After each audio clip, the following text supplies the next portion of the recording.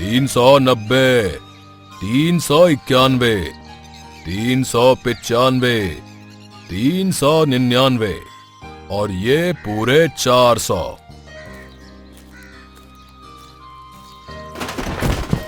ओहो पिताजी, मैंने आपसे कितनी बार कहा है कि जब भी आप व्यायाम करो तो अपने व्यायाम करने की चीजों को अपने पास रखा करो।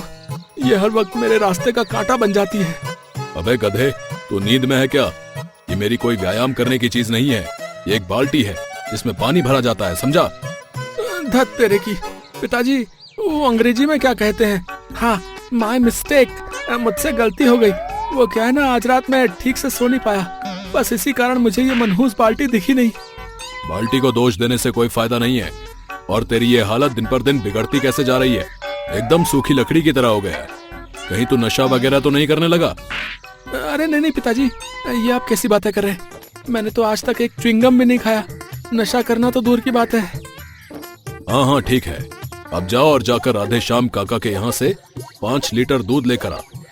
लेकिन पिताजी, 5 लीटर दूध का क्या आप अचार डालेंगे? नहीं बेटा, मैं उस 5 लीटर दूध को तुझे पेड़ पर उल्टा लटका कर पिलाऊंगा और वो सारा दूध तेरे पेट में जाने की बजाय तेरी खोपड़ी में चला जाएगा, जिससे तेरी खोपड़ी में थोड़ी अक्ल आ जाएगी। अरे पिताजी, आप भी ना सुबह सुबह काहे मजाक कर रहे हैं? तो बेटा, मजाक शुरू किसने किया था? तुझे पता नहीं क्या? मैं हर रोज 4 लीटर दूध पीता हूँ और बाकी का 1 लीटर दूध घर के काम चला जाता है। अब बिना कोई देर किए तू दूध लेने चला जा, वरना तेरे पिछवाड़े पर ऐसा घूंसा मारूंगा कि सीधा राधे श्याम काका के घर जाकर गिरेगा। अरे नहीं पिताजी, आपको कष्ट करने की कोई जरूरत नहीं है। मैं अभी राधे श्याम काका के घर से दूध लेकर आता हूँ।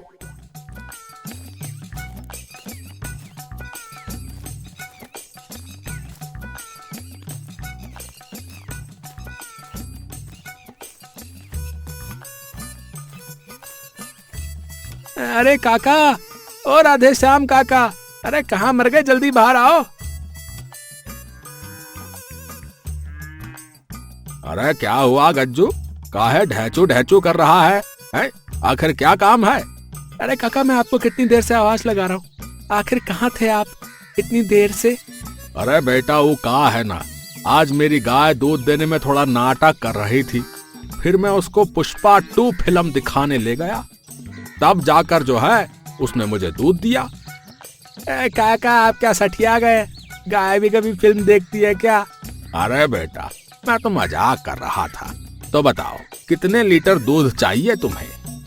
काका, मुझे 5 लीटर दूध दे दो। आज मेरे पिताजी को ज्यादा दूध पीने का शौक चढ़ गया है। बेटा, तू भी कुछ खाया पिया कर। एक तेरे पिताजी हैं जिनसे पूरा गांव डरता है, और एक तू है जिससे एक मच्छर भी ना डरे। तू भी अपने पिताजी से पहलवानी क्यों नहीं सीख लेता? अरे काका, मुझे ये सब काम में कोई दिलचस्पी नहीं है। मेरा मानना यह है कि इन पहलवान लोगों में केवल हवा भरी रहती है। अब आप मुझे जल्दी से दूध दे दीजिए, वरना पिताजी मुझ पर गुस्सा करेंगे। ठीक है बेटा, मैं अभी तुझे 5 लीटर दूध दे देता हूँ। और फिर राधे श्याम गज्जू को एक पतीले में 5 लीटर दूध दे देता है और गज्जू वो दूध लेकर अपने घर आ जाता है।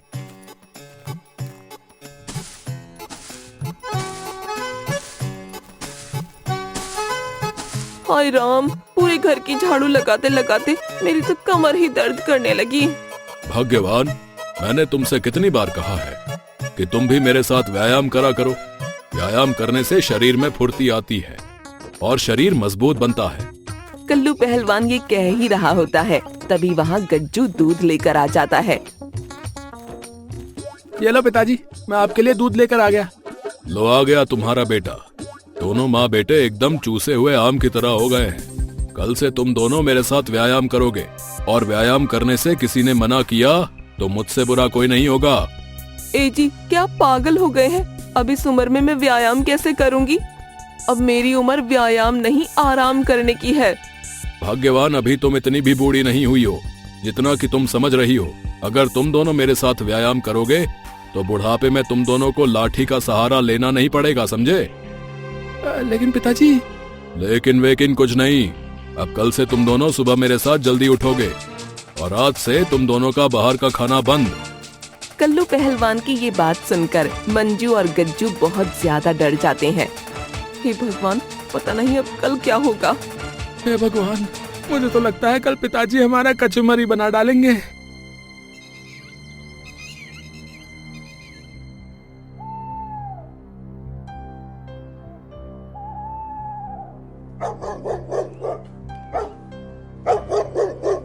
अगले दिन कल्लू पहलवान हर रोज की तरह सुबह जल्दी उठ जाता है, लेकिन मंजू और गज्जू अभी भी खर्राटे मारकर सो रहे होते हैं। भाग्यवान और गज्जू, चलो जल्दी उठो, सुबह के 5 बज गए हैं, व्यायाम करने का समय हो चुका है। चलो जल्दी से दोनों उठ जाओ। अरे पिताजी, बाहर बहुत तेज ठंड है। आहा, और अभी तो सूरज भी नहीं निकला। इतनी ठंडी में हम व्यायाम कैसे करेंगे? थोड़ी देर और सो जाने दीजिए ना। हाँ जी, गज्जू सही कह रहा है, बाहर बहुत तेज ठंड है। अगर हम इतनी कड़ाके की ठंड में व्यायाम करने गए तो हमारे तो हाथ पैर ही जम जाएंगे। इतना कहकर मंजू और गज्जू फिर से सो जाते हैं। लगता है ये दोनों ऐसे नहीं मानेंगे, अब मुझे ही कुछ करना होगा। और फिर कल्लू पहलवान गज्जू का एक पैर पकड़कर उसे जमीन पर पटक देता है। अरे पिताजी, आपने क्या किया? मेरी तो कमर ही टूट गई। अब तो मैं ठीक से खड़ा भी नहीं हो पा रहा हूँ। ज्यादा नाटक मत कर, अब चल मेरे साथ। और भाग्यवान, तुम्हें क्या मुझे अलग से कहना पड़ेगा? अरे नहीं जी, मैं तो आपके पीछे ही आ रही थी। चलिए व्यायाम करने चलते हैं। कल्लू पहलवान की डर के मारे मंजू और गज्जू की सिट्टी पिट्टी गुल हो जाती है और वो उसके साथ चुपचाप व्यायाम करने के लिए चले जाते हैं। अरे पिताजी, जल्दी बताइए क्या करना है? बहुत तेज ठंड पड़ रही है। सबसे पहले तुम दोनों को 20-20 दंड बैठक लगाने होंगे। चलो जल्दी से 20-20 दंड बैठक लगाओ। ए जी, क्या आपका दिमाग खराब हो गया है? मैंने साड़ी पहन रखी है, साड़ी पहनकर मैं दंड बैठक कैसे लगाऊंगी? कोई बात नहीं, गज्जू दंड बैठक लगाएगा और तुम इस आंगन में 10 चक्कर लगाओगी, समझी? चलो अब शुरू हो जाओ। कल्लू पहलवान के ये कहने पर मंजू आंगन के चक्कर लगाने लगती है और गज्जू दंड बैठक लगाने लगता है। 1 2 3 4 5। हे भगवान, कहाँ फंस गई मैं? ये आदमी तो मुझे आज मार ही डालेगा। भागते भागते मेरे पैर दर्द करने लगे। अरे गज्जू, ठीक से दंड बैठक लगा, वरना मैं दंड बैठक की संख्या और बढ़ा दूंगा, समझा? अरे नहीं पिताजी, इससे ज्यादा मैं दंड बैठक नहीं लगा सकता। ऐसे ही मंजू और गज्जू को व्यायाम करते करते पूरे 2 घंटे बीत जाते हैं। फिर मंजू कल्लू पहलवान से कहती है, ए जी, हमें व्यायाम करते करते पूरे 2 घंटे बीत चुके हैं। घर का सारा काम पड़ा हुआ है, अब मुझे यहाँ से जाने दीजिए। ठीक है भाग्यवान, तुम जाकर घर का काम करो। ठीक है पिताजी, अब मैं भी चलता हूँ, मुझे भी अब पढ़ाई करनी है। अच्छा, नमस्ते। अबे तू कहाँ जा रहा है? अभी तो तुझे पूरे आंगन के 50 चक्कर और लगाने हैं। क्या? पिताजी, मेरे अंदर अब बिल्कुल भी शक्ति नहीं बची है। अगर मैंने इस आंगन के 50 चक्कर लगाए तो मुझे ही चक्कर आने लग जाएंगे, सच्ची। इतना कहकर गज्जू कल्लू पहलवान को चकमा देकर वहाँ से भाग जाता है। अबे भागता कहाँ है? रुक, तुझे अभी बताता हूँ।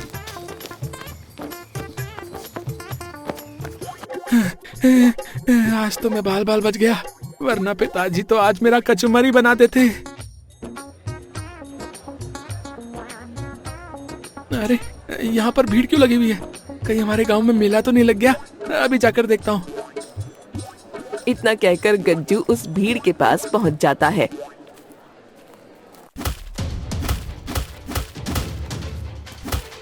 अरे भाई, यहाँ क्या हो रहा है? और ये पहलवान इस व्यक्ति को इतनी बेरहमी से क्यों मार रहा है? अरे भाई, ये पहलवान अपने गांव में नया नया आया है और सुना है कि ये पहलवान सभी लोगों को डरा धमका कर उनसे पैसे लूटता है, और जो भी व्यक्ति इसके खिलाफ जाता है वो उसकी मार मार कर चमड़ी उधेड़ देता है। अच्छा, तो ये माजरा है, लेकिन ये तो गलत है। इस गांव में अब मेरा नाम चलेगा, हर व्यक्ति मुझसे थर-थर कांपेगा, और अगर किसी ने मेरे खिलाफ जाने की कोशिश की तो मैं उसे इस व्यक्ति की तरह अपने हाथों से मसल दूंगा। पहलवान जी, मुझे छोड़ दो, मुझे छोड़ दो। मेरे बच्चे अभी छोटे हैं, मुझे जाने से मत मारो। पहलवान जी, कृपा करके मुझे छोड़ दो। पहलवान को उस व्यक्ति की एक नहीं सुननी और सभी लोगों के सामने उसकी गर्दन वो मरोड़ देता है। ये सब देखकर गांव के सभी लोग बहुत ज्यादा डर गए। इस गांव में अब चलेगा मेरा जलवा और मार मार कर बना दूंगा तुम सभी का हलवा। शेर सिंह, तू हमारे गांव से चला जा, वरना तेरे लिए अच्छा नहीं होगा। अच्छा, किसमें है इतनी हिम्मत जो मुझे इस गांव से निकाल कर दिखा दे? और गांव वालों, तुम सभी ध्यान से सुन लो बे, अगर किसी ने भी मुझे कोई चीज देने से इनकार किया ना तो तुम्हारे लिए अच्छा नहीं होगा। शेर सिंह, अगर तुझे अपनी ताकत पर इतना ही घमंड है तो आ जा कल अखाड़े में, वहीं हो जाएगा दूध का दूध और पानी का पानी। अरे मुखिया, क्या तू सठिया गया रे? इस बुढ़ापे में अब तू मुझसे अखाड़े में लड़ेगा बे? अरे नहीं नहीं, मैं क्यों भला तुझसे लड़ूंगा भाई, तुझे हराने के लिए तो हमारा कल्लू पहलवान ही काफी है। हाँ, जिसको बुलाना है बुला लेना, मैं डरता थोड़ी हूँ तुम्हारे उस कल्लू पहलवान से। पूरे गांव में है मेरा जलवा, मार मार कर बना दूंगा सभी लोगों का हलवा। इतना कहकर शेर सिंह वहाँ से चला जाता है।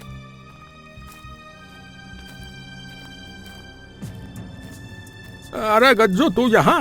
अरे तेरे पिताजी कहाँ हैं? मुझे तेरे पिताजी से बहुत ही जरूरी बात करनी है। मुखिया जी, मैं जानता हूँ कि आपको पिताजी से क्या बात करनी है। बेटा, तू तो जानता ही है कि अभी यहाँ पर क्या हुआ है। उस शेर सिंह के बच्चे ने हमारे गांव के एक व्यक्ति को सभी लोगों के सामने जान से मार डाला और हम उसका कुछ नहीं बिगाड़ पाए। मुखिया जी, आपको चिंता करने की कोई जरूरत नहीं है, हम पिताजी के पास चलते हैं, अब वही इस समस्या का समाधान निकाल सकते हैं।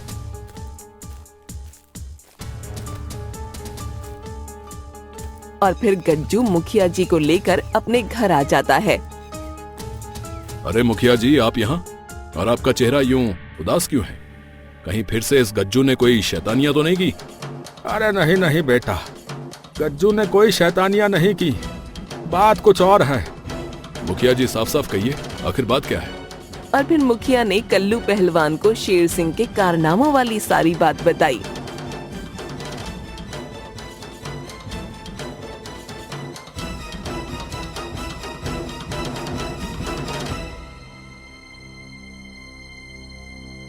उस शेर सिंह की ये मजाल।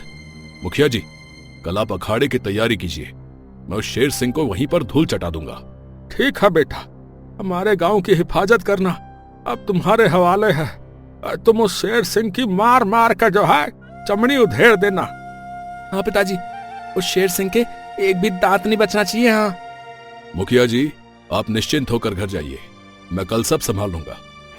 और फिर मुखिया अपने घर चला जाता है और कल्लू पहलवान कल के अखाड़े के लिए अपनी तैयारी करने लगता है। अगर कल उस शेर सिंह पहलवान को धूल न चटा दी तो मेरा नाम भी कल्लू पहलवान नहीं।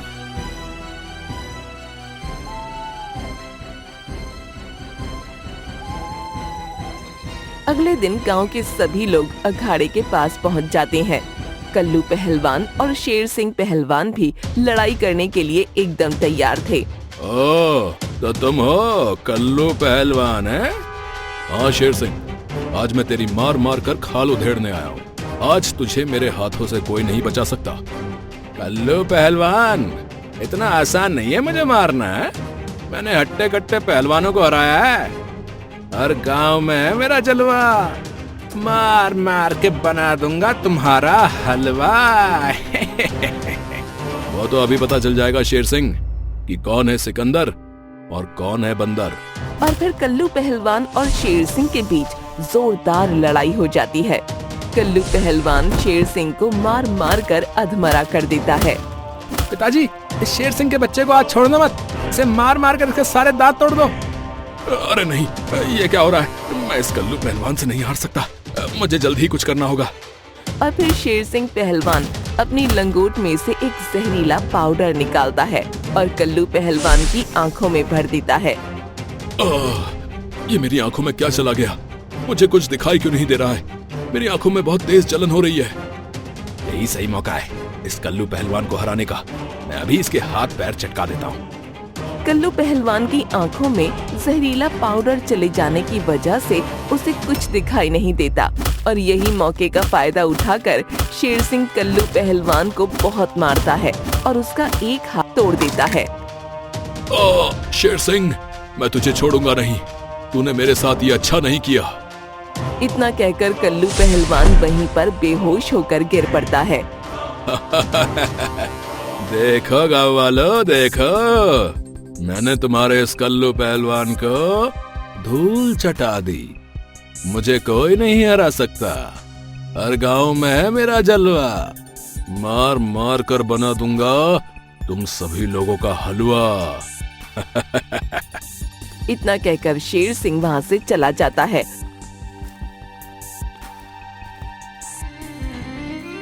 ए जी, क्या हुआ आपको? आंखें खोलिए ना। गज्जू बेटा, हमें जल्द ही कल्लू को अस्पताल ले जाना होगा। और फिर मुखिया और गांव के कुछ लोग कल्लू पहलवान को अस्पताल ले जाते हैं।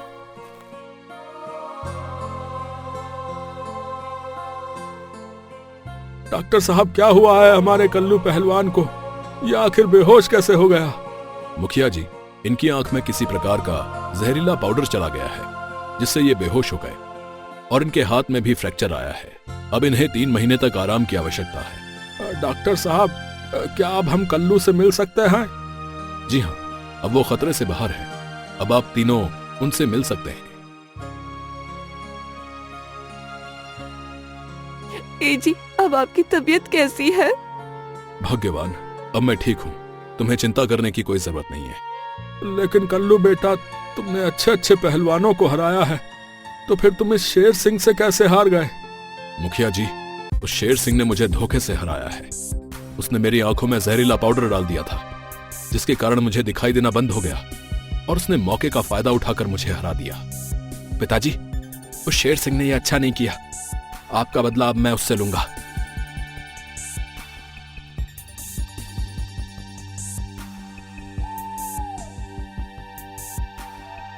अगले दिन कल्लू पहलवान की अस्पताल से छुट्टी हो जाती है और वो अपने घर आ जाता है, लेकिन उसके हाथ में फ्रैक्चर था।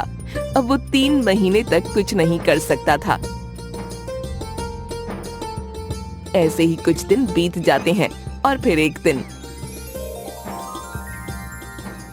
बेटा, तू बाजार जाकर थोड़े फल ले आ। फलों का जूस पीकर तेरे पिताजी को थोड़ा बेहतर महसूस होगा। ठीक है माँ, मैं अभी बाजार से फल लेकर आता हूँ। इतना कहकर गज्जू फल लेने के लिए बाजार चला जाता है।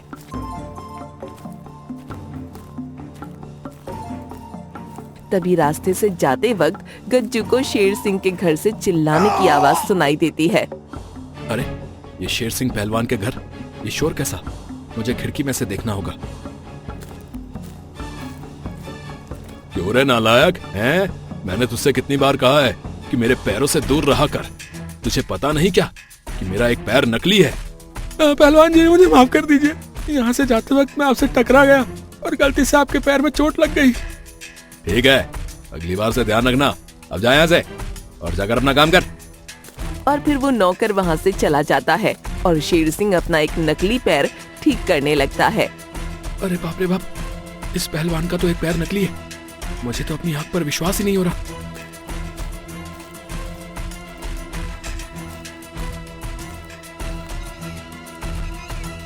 अगले दिन गज्जू मुखिया के घर पहुँच जाता है।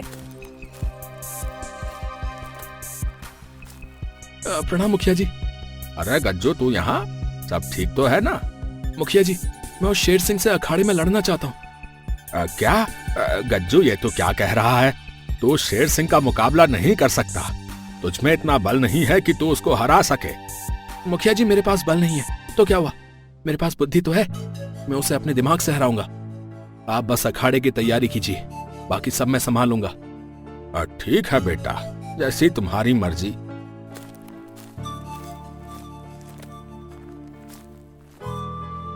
अगले दिन गज्जू के कहने पर मुखिया फिर से गांव में अखाड़े में कुश्ती की प्रतियोगिता करवाता है, जिसमें गांव के सभी लोग उपस्थित थे। अरे मुखिया, ये तूने किस सूखी हड्डी को मेरे सामने खड़ा कर दिया रे? अगर मैंने इसको एक घूंसा मार दिया ना, तो ये गांव के बाहर जाकर गिरेगा। शेर सिंह पहलवान, तुझे अपनी ताकत पर ज्यादा ही घमंड है ना? मैं तेरा एक घमंड चूर चूर कर दूंगा। और फिर गज्जू और शेर सिंह के बीच लड़ाई शुरू हो जाती है और गज्जू उसे मारने की जगह उसके पेट में गुदगुदी करने लगता है। अरे गज्जू, मेरे पेट में गुदगुदी करना बंद कर, मुझे मुझे हंसी आ रही रे। तभी गज्जू शेर सिंह पहलवान का नकली पैर तोड़ देता है और शेर सिंह पहलवान जमीन पर गिर जाता है। गज्जू, ये तूने अच्छा नहीं किया, मैं तुझे छोड़ूंगा नहीं। शेर सिंह, मुझे पता चल गया था कि तेरा एक पैर नकली है। मैंने तुझे खिड़की से छिपकर देख लिया था। तूने मेरे पिताजी का एक हाथ तोड़ा, मैंने तेरा एक पैर तोड़ दिया। अब हिसाब बराबर हो गया। चल अब सभी गांव वालों से माफी मांग, वरना हम सभी आज तुझे छोड़ेंगे नहीं। गांव वालों, मुझे माफ कर दो रे। मैंने तुम सभी पर जो अत्याचार किए हैं, उन सभी अत्याचारों के लिए मैं तुम सभी से माफी मांगता हूँ। मान गए गज्जू बेटा, आज तुमने ये सिद्ध कर दिया कि व्यक्ति में बल के साथ साथ बुद्धि होना भी बहुत आवश्यक है। गांव के सभी लोगों ने गज्जू का धन्यवाद किया और शेर सिंह को उसके किए हुए अत्याचारों की सजा मिल जाती है।